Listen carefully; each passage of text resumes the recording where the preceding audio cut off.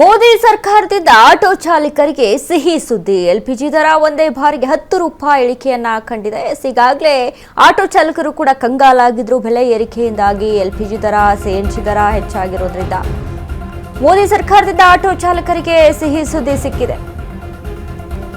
LPG ದರ ಒಂದೇ ಬಾರಿಗೆ 10 ರೂಪಾಯಿ ಇಳಿಕೆಯನ್ನ ಕಂಡಿದೆ. ದರ ಏರಿಕೆಯಿಂದ ಬೇಸತ್ತು ಹೋಗಿದ್ದ ಆಟೋ ಡ್ರೈವರ್ಸ್ ನಿರಂತರ ಎಲ್ಪಿಜಿ ದರ ಏರಿಕೆಯಿಂದ ಕಂಗಾಲಾಗಿದ್ರು. ಆದ್ರೀಗ ಆಟೋ ಚಾಲಕರಿಗೆ ಕೊನೆಗೂ ದೊಡ್ಡ ನಿರಾಳತೆ ಸಿಕ್ಕಿದೆ. ಟೋಟಲ್ ಗ್ಯಾಸ್ ಬಂಕ್ಗಳಲ್ಲಿ ಎಲ್ಪಿಜಿ ದರ 10 ರೂಪಾಯಿ ಡೌನ್ ಆಗಿದೆ. ಪ್ರತಿ ಲೀಟರ್ಗೆ 10 ರೂಪಾಯಿಗಳಷ್ಟು ಕಡಿತಗೊಳಿಸಿದೆ ಸರ್ಕಾರ. ಕೊಲ್ಲಿ ಕದನ 100 ರೂಪಾಯಿಗಳ ಗಡಿ ದಾಟಿದ ಎಲ್ಪಿಜಿ ದರ ಬಳಿಕ ಹಂತ ಹಂತವಾಗಿ 95 ರೂಪಾಯಿಗಳಿಗೆ ಇಳಿಕೆ ಕಂಡಿತು. ಪ್ರಸ್ತುತ 95 ರೂಪಾಯಿನಿಂದ ನೇರವಾಗಿ 85 ರೂಪಾಯಿಗೆ ಇಳಿಕೆಯಾಗಿದೆ. ಇದರಿಂದ ಆಟೋ ಚಾಲಕರಲ್ಲಿ ಸಂತಸದ ವಾತಾವರಣ.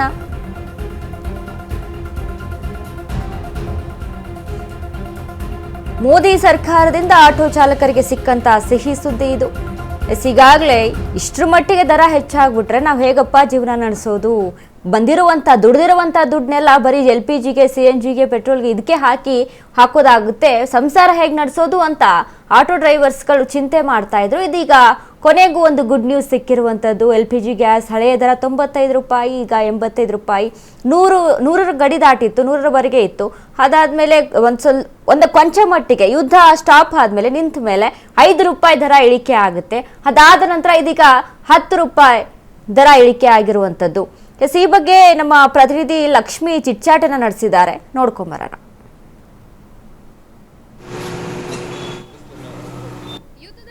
ನಿಂದಾಗಿ ಎಲ್ಲದರ ದರವು ಏರಿಕೆಯಾಗಿತ್ತು. ಸ್ಪೆಷಲ್ ಆಗಿ ಏನು ಪೆಟ್ರೋಲ್, ಡೀಸೆಲ್ ಜೊತೆಗೆ ಎಲ್ಪಿಜಿ, ಸಿಎನ್ಜಿ ಗ್ಯಾಸ್ ದರವು ಸಹ ಏರಿಕೆಯಾಗಿತ್ತು. ಇದರಿಂದ ಆಟೋ ಚಾಲಕರಿಗಾಗಿರ್ಬೋದು, ವಾಹನ ಸವಾರರಿಗಾಗಿರ್ಬೋದು ಸಾಕಷ್ಟು ತಲೆನೋವನ್ನ ತಂದೊಡ್ಡಿತ್ತು. ಯಾಕೆ ಅಂತಂದ್ರೆ ನಾವು ದಿನನಿತ್ಯ ದುಡಿಯೋದೇ 50%, ಅದರಲ್ಲಿ ನಮ್ಮ ಖರ್ಚು 55% ಆಗ್ತಾ ಇದೆ ಅನ್ನುವಂತ ನೋವನ್ನ ಸಹ ತುಂಬಾ ಜನ ನಮ್ಮ ಅಶ್ವಗ ಸುದ್ದಿವಾಹಿನಿ ಮುಖಾಂತರವಾಗಿ ಹೇಳ್ಕೊಂಡಿದ್ರು. ಆದ್ರೆ ಸದ್ಯಕ್ಕೆ ಇವತ್ತು ಎಲ್ಪಿಜಿ ಗ್ಯಾಸ್ ದರದಲ್ಲೂ ಸಹ ಇಳಿಕೆ ಆಗಿರುವಂತಹದ್ದು. ಸೊ ಈ ನಿಟ್ಟಿನಲ್ಲಿ ಸುಮಾರು ಎಷ್ಟು ಇಳಿಕೆ ಆಗಿದೆ ಅನ್ನುವಂಥದ್ದನ್ನ ನಾನು ಹೇಳ್ತಾ ಹೋಗ್ತೀನಿ. ತಾವು ದೃಶ್ಯಾವಳಿಗಳಲ್ಲಿ ಗಮನಿಸ್ತಾ ಇರ್ಬೋದು. ಇವತ್ತಿನ ದರ ಇರುವಂತದ್ದು 85.8 ಪೈಸೆ ದರ ಇದೆ ಇವತ್ತಿರುವಂತದ್ದು. ಮುಂಚೆ 95 ಪಾಯಿಂಟ್ ಸಮಥಿಂಗ್ ದರವಿತ್ತು. ಅಂದ್ರೆ ಸಂಪೂರ್ಣವಾಗಿ ನಾವು ನೋಡೋದಾದ್ರೆ 10 ರೂಪಾಯಿವರೆಗೂ ಸಹ ಸದ್ಯಕ್ಕೆ ಇಳಿಕೆ ಆಗಿರುವಂತದ್ದನ್ನ ನಮ್ಗೆ ಕಂಡು ಬರ್ತಾ ಇರುವಂತದ್ದು. ದೃಶ್ಯಾವಳಿಗಳಲ್ಲಿ ಗಮನಿಸ್ತಾ ಇರ್ಬೋದು, ನೋಡ್ತಾ ಇರ್ಬೋದು.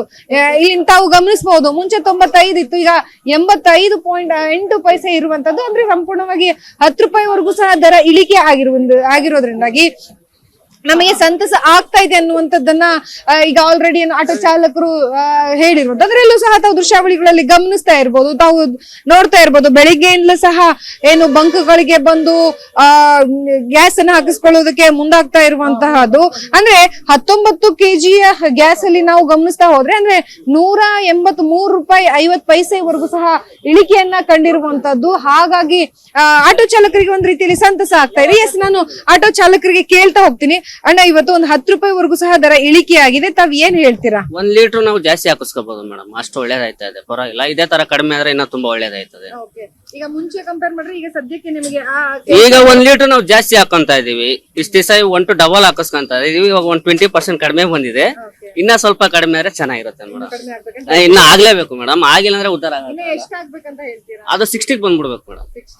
55 ಇದ್ದಿದ್ದು 60 ಬಂದ್ರೆ 55 ಇತ್ತು ಮೇಡಮ್. ನಿನ್ನೆ 95 ಇತ್ತು. ನಿನ್ನೆ ರಾತ್ರಿ 11:30 ಹಾಕ್ಸ್ತಾಗಲೂ 95 ಇತ್ತು. ನಮ್ ಬೆಳಿಗ್ಗೆ ಬಂದಾಗ 85 ಆಗಿತ್ತು. ಆದ್ರೂ 1 ಲೀಟರ್ ಜಾಸ್ತಿ ಹಾಕಿಸ್ಕೋಬಹುದು, ಒಳ್ಳೇದಾಗಿತ್ತು, ಕಡಿಮೆ ಆಗಿತ್ತು. ಸೊ ನೋಡಿದ್ರಲ್ಲ, ನಿನ್ನೆವರೆಗೂ ಸಹ 95 ರೂಪಾಯಿ ಇತ್ತು, ಇವತ್ತು 85ಕ್ಕೆ ಬಂದಿದೆ. ಅಂದ್ರೆ ಯುದ್ಧ ಆರಂಭ ಆಗೋಕ್ಕಿಂತ ಮುಂಚಿತವಾಗಿ 55 ರೂಪಾಯಿ ಇತ್ತು. ಸದ್ಯಕ್ಕೆ ನಮ್ಗೆ 85 ರೂಪಾಯಿಗೆ ಸಿಗ್ತಾ ಇದೆ. ಇದು ಇನ್ನೂ ಕಡಿಮೆ ಆದ್ರೆ ಉತ್ತಮ ಅನ್ನುವಂತ ಮಾತನ್ನ ಆಟೋ ಚಾಲಕರು ಹೇಳ್ತಾ ಇದ್ದಾರೆ. ಯಾಕೆ ಅಂತಂದ್ರೆ ದಿನನಿತ್ಯ ನಾವು ಜೀವನ ಮಾಡೋದೇ ಆಟೋದ ಮುಖಾಂತರವಾಗಿ. ಎಷ್ಟು ದುಡಿತೀವಿ ಅದ್ರ ಮೇಲೆ ಜೀವನ ಆಗುತ್ತೆ. ಆದ್ರೆ ಇದೇ ರೀತಿ ದರ ಏರಿಕೆ ಆದ್ರೆ ನಮ್ಗೆ ಸಮಸ್ಯೆ ಆಗುತ್ತೆ. ಯಾಕಂತಂದ್ರೆ ದುಡಿಯೋದೇ ಕಡಿಮೆ, ನಾವು ಅದ್ರಲ್ಲಿ ಇನ್ವೆಸ್ಟ್ ಮಾಡೋದು ಜಾಸ್ತಿ ಅನ್ನುವಂತಹ ಮಾತನ್ನ ಈಗ ಆಟೋ ಚಾಲಕರು ಹೇಳಿರುವಂತದ್ದು. ಆದ್ರೆ ಯುದ್ಧ ಸಂಪೂರ್ಣವಾಗಿ ನಿಂತೋಗಿರೋದ್ರಿಂದಾಗಿ ಇನ್ನೂ ಕಡಿಮೆ ಆಗುತ್ತಾ ಅನ್ನುವಂತಹ ಪ್ರಶ್ನೆ ಖಂಡಿತವಾಗಿಯೂ ಎಲ್ಲರಲ್ಲೂ ಇಳಿಕೆ ಆಗ್ಬೇಕು ಅನ್ನುವಂತಹ ಒತ್ತಾಯ ಆಟೋ ಚಾಲಕರದಿರುವಂತಹದ್ದು.